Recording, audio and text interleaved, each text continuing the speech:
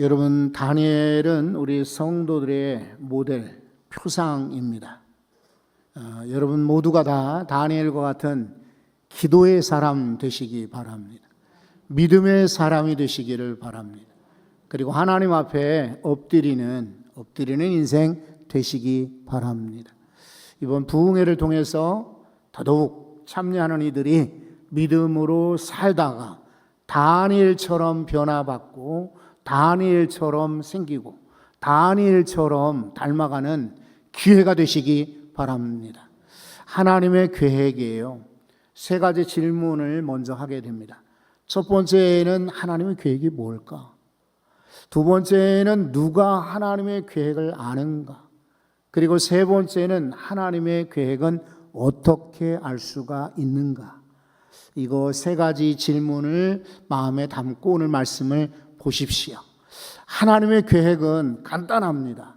모든 인생들이 멸망하지 않고 구원받기를 원하십니다. 그런데 거저주는 것이 아니라 믿음으로 반응하는 자가 구원을 받습니다. 하나님의 구원은 값없이 주시지만은 사람들은 그 하나님이 주시는 선물을 받아야 합니다. 여러분, 어른들이 선물을 줍니다. 그리고 사탕을 줍니다. 그리고 간식거리를 줍니다. 학용품을 줍니다. 그러면 아이들 가운데는 받는 아이들도 있지만 어떤 아이들은 받지 않습니다. 지지난 주간 주일날 오후에 저 멀리 화학산, 제가 군회에서 첫 번째 초대 목사로 있던 교회의 하사 한 분이 우리 교회를 방문하셨어요. 그분을 보면서 그 옛날이 생각이 나서 이런저런 이야기를 많이 나눴는데, 제가 섬기는 부대는 공군 부대입니다.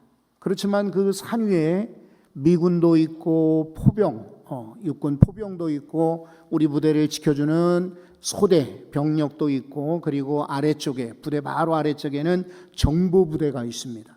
그러니까 저는 공군교회 목사일 뿐만 아니라 저 멀리 포대에 가서 예배를 인도합니다. 그리고 저 터널을 지키는, 이제 그 가평하고 화천을 지키는 터널이 있어요. 통과하는 터널이 있는데 그 터널을 지키는 병력이 있는 거예요.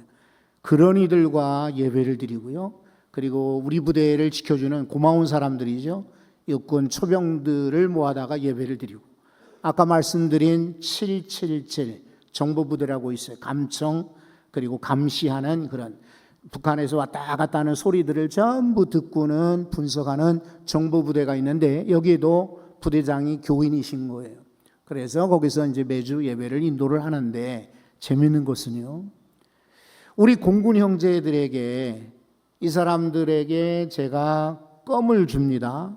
아니면 보초를 이제 쓰고 추운데 제가 사탕을 줍니다.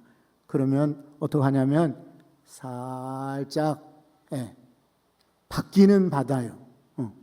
그래도 믿음이 있던지 없던지 간에 목사가 가니까 받기는 받는데 살짝 그냥 테이블 위에다 올려놓습니다. 먹을까요? 안 먹을까요? 안 먹습니다. 그래서 이 친구들에게 그 다음에는 컵라면을 가져다 줍니다. 그러면은 이 친구들이 얼굴이 환해지고 컵라면을 받아요.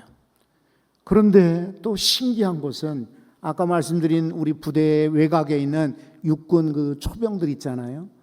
이 초소에 가서 제가 사탕을 줍니다. 그리고 커피 믹스를 줍니다. 그러면 얘네들이 얼굴이 환해집니다. 감사합니다. 그리고 받아요. 그런데 언젠가는 컵라면을 가평에서 사가지고 일부러 올라가서 우리 부대 아이들은 안 주고 이제 육군 부대 아이들을 주는 거예요. 그러면 이 아이들이 얼굴이 어떨까요? 더 그냥 환해집니다. 이렇게 차이가 납니다. 그러니까 공군 아이들은 잘 먹으니까 사탕, 껌, 이 커피 믹스 이런 거 줘도 그냥 고마운 건 고마운데 잘 안 먹는 거예요. 그런데 그 육군 부대는 저 화천에서부터 여기까지 올라와서 이제 부대를 지키는 파견되어 온 분들이기 때문에 이 친구들에게는 사탕 하나도 귀하게 받는 거예요. 여러분, 그렇습니다. 아이들은 주어도 받을 수도 있고 안 받을 수도 있습니다. 그러나 우리 믿음의 성도들, 하나님이 주시는 계획 그리고 은혜, 축복들을 다 믿음으로 받으시기 바랍니다. 받으시기를 바랍니다. 하나님의 구원은요, 온 인류를 향한 구원의 선물입니다. 어떤 이는 거절을 하고 어떤 이는 거부합니다. 아주 짜증을 내거나 싫어할 수도 있습니다. 어리석은 것입니다. 당장 우리가 죽으면은 삶이냐 영생이냐 멸망이냐가 결정되는데 이 구원을 안 받을 이유가 없습니다. 하나님은 어쨌든 우리 모든 사람들을 다 구원하시려는 계획이 있습니다. 그러면 누가 이런 계획을 아느냐? 다니엘과 같은 인물이에요. 다니엘 같은 사람들이 하나님의 구원 계획을 아는 거예요. 그러면 어떻게 아느냐? 오늘 그것을 말씀을 드리는 거예요. 하나님이 이런 구원 계획은 첫째, 엎드리는 자가 알게 됩니다.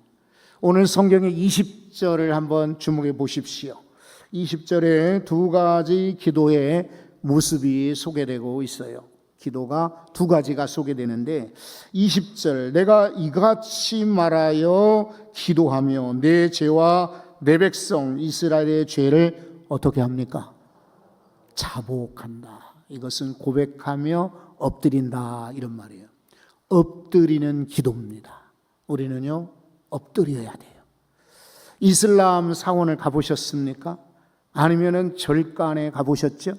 그 사람들은 다 엎드립니다. 4월 초파일에도 엎드리고 금요일날 저녁에도 엎드리고 그리고 매일같이 아침, 점심, 저녁으로 시시때때로 나팔 소리, 왱 사이렌 소리가 나면은 이슬람 교도들은 어디가 됐던 조그마한 천을 바닥에 깔고 그리고 엎드립니다.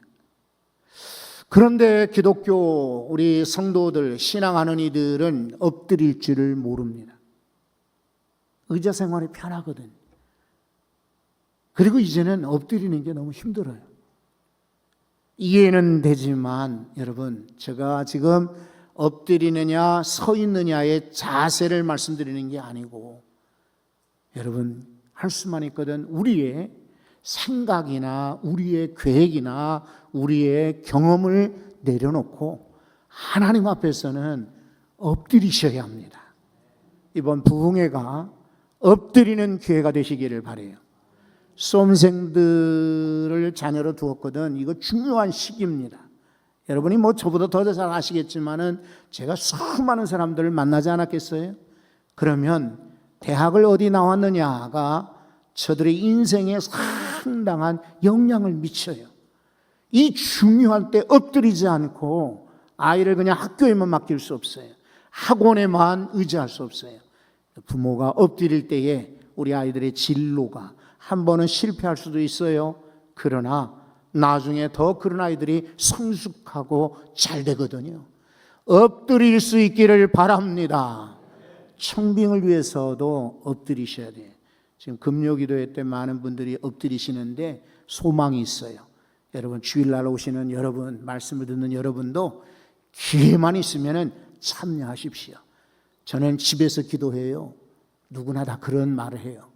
저는 차 타고도 기도해요. 그럴 수 있어요. 그러나 교회 와서 함께 기도하실 때에 엎드릴 때 하나님이 더 크게 역사하십니다. 부흥회 때에 할 수만 있으면 빠지지 말고 7번. 여러분 우리가 좋은 일이 있으면 안 빠지잖아요. 그렇죠? 내 자녀의 결혼식에 빠집니까? 그리고 정말 내가 꿈에 그리던 그런 멋진 음악회 있는데 빠지겠어요? 그리고 좋은 영화, 내가 보고 싶은 영화 티켓이 있는데 빠지겠어요? 아주 정말 기가 막힌 한국 시리즈 같은 야구 경기가 있는데 마침 표가 주어졌다. 빠지겠어요? 그런데 부흥사경에는 아무것도 아닌 것처럼 그냥 빠지는 분들이 계십니다. 그러지 말고 이번에 엎드리셔서 여러분 치유도 받기를 바랍니다. 치유받기를 바랍니다. 월요일날 저녁에는요 치유기도해야 할 거거든요. 아픈 분들을 다 월요일 저녁에는 꼭 나와서 말씀을 듣고 요 앞에 이렇게 앉아서 안수기도 받고 이번 기회에 고침받고 나음 얻기를 바랍니다. 여러분, 엎드릴 때에 하나님의 계획을 볼 수가 있고 하나님의 계획을 들을 수가 있습니다. 두 가지 기도라고 그랬잖아요. 하나는 자복, 엎드리는 기도요. 또 하나는 간구입니다. 다시 한번 20절을 보시면 내 하나님의 거룩한 산을 위하여 내 하나님 여호와 앞에 뭐라고 했죠? 간구했다라고 말하고 있습니다. 여러분, 우리 성도들은 이런 두 가지, 엎드리는 자복 그리고 간절히 구하는 간구로 말미암아 기도응답들을 받으셔야 돼요. 다니엘처럼 기도하실 때 다 같은 은혜가 임할 줄 믿습니다. 두 번째는요, 기대해야 돼요. 기대. 그러면서 기다리는 것입니다. 그냥 무작정 기다리는 것이 아니라 성도는 기대하면서 하나님, 저 계획을 알고 싶어요. 에레미야를 통하여서 70년 후에는 우리 민족이 해방된다고 하셨는데 그때가 언제입니까? 그때가 빨리 오기를 기대합니다. 여러분, 노년의 시대입니다. 아마 다니엘이 80이 훨씬 넘었을 때예요.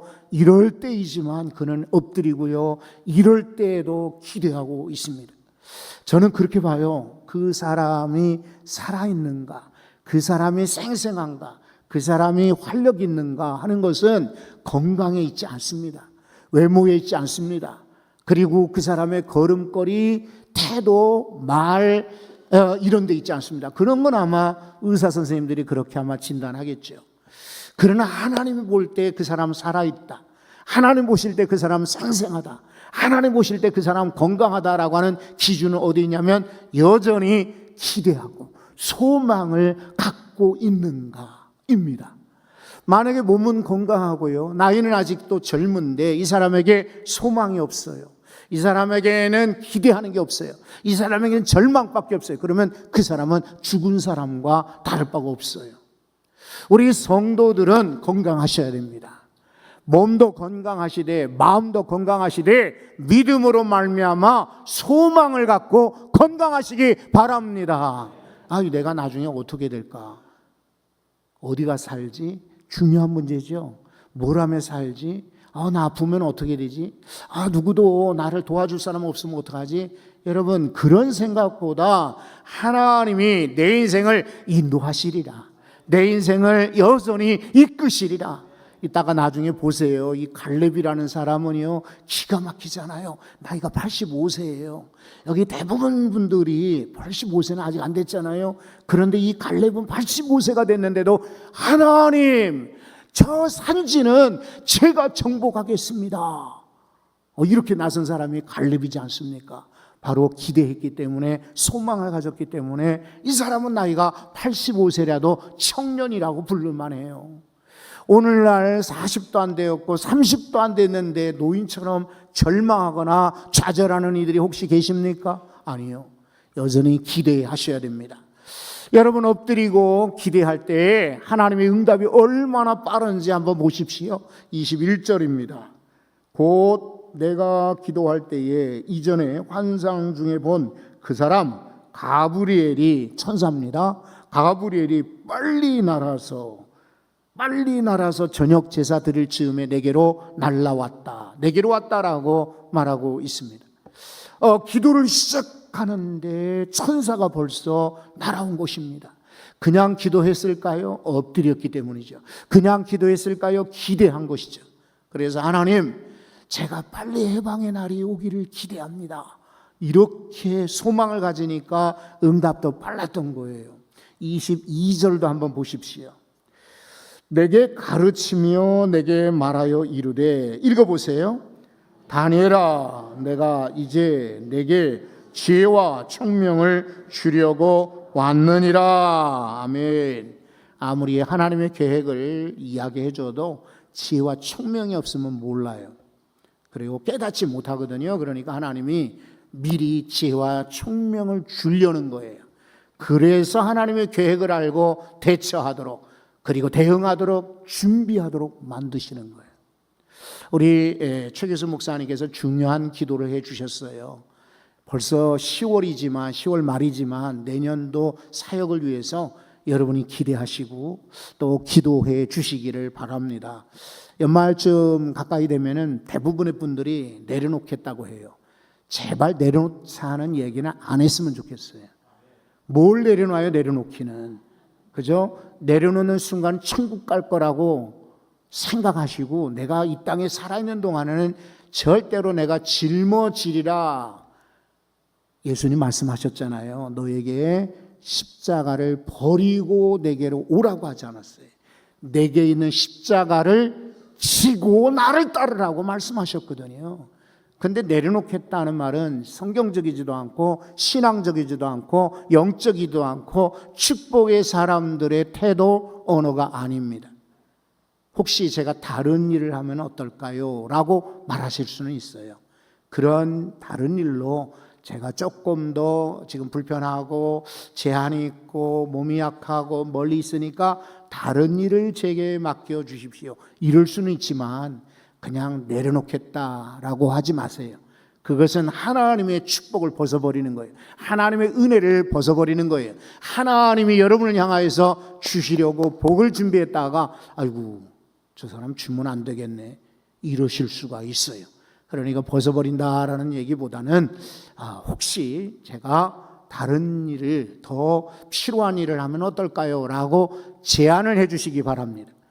여러분이 앞으로는 그렇게 말씀들을 하십시오. 예, 우리 부장선생님, 교육위원장, 또 성가대, 또 성가대장, 또 혹은 위원장께 저는 좀 다른 일을 하고 싶습니다 라고 말할지언정 내려놓겠습니다는 얘기는 없는 것으로. 할렐루야. 여러분 우리는 기대해야 되는데 얼마나 하나님 빨리 응답하시는지요. 22절을 다시 한번 보시면은 지혜와 총명을 주려고 왔다라고 말하고 있어요. 하나님은 지금도 다니엘뿐만 아니라 이 시대에 다니엘처럼 살고자 하는 여러분 지혜와 총명이 필요합니다. 맞죠? 우리에게 지혜와 총명이 필요합니다. 우리 수험생들이나 어린 자녀들에게만 지혜와 총명이 아니라 어른들에게도 지혜와 총명이 필요합니다. 교회 리더들에게 지혜와 총명이 필요합니다. 교회를 이끌어가는 기관장들 지혜와 총명이 필요합니다. 한국 교회에 지혜와 총명이 필요한 줄로 믿습니다. 그래서 우리 모두가 다 이런 기대하면서 하나님의 응답받는 역사가 있기를 바랍니다.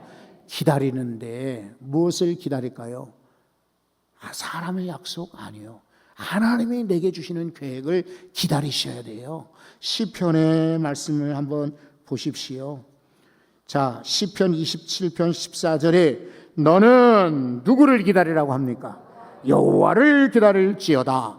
강하고 담대하여 다시 한번 외치죠. 누구를 기다린다고요? 여호와를 기다릴. 돌아보니 많은 일들이 우리 교회에 있었어요. 후회도 사실은 아쉬움도 왜 없겠습니까? 하지만 이것도 다 주의 은혜라, 이것도 다 주의 뜻이라 생각하고 그냥 믿음으로 받기로 했습니다.